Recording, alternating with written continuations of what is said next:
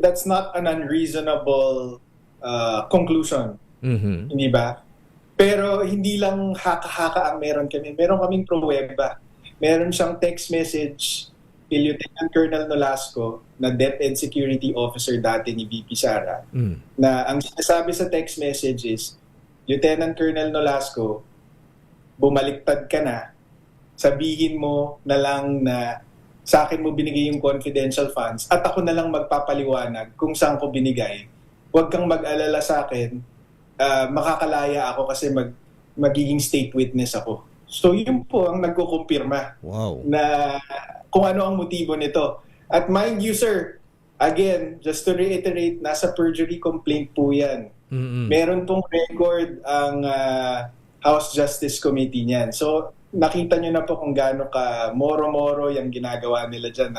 Nagbubulag-bulagan sila doon sa katotohanan dyan sa House Justice Committee. Ayan, so sinasabi Attorney Panelo, klaruhin ko lang, ano yan, yung sinabi mo na magte-testify siya, ayan, isinasama si Colonel Nolasco, ha? Lieutenant Colonel Nolasco. Ayan, para in exchange ay mapapalaya siya? Opo, ang sinabi niya kay Lieutenant Colonel Nolasco, pa-filean kayo ng plunder.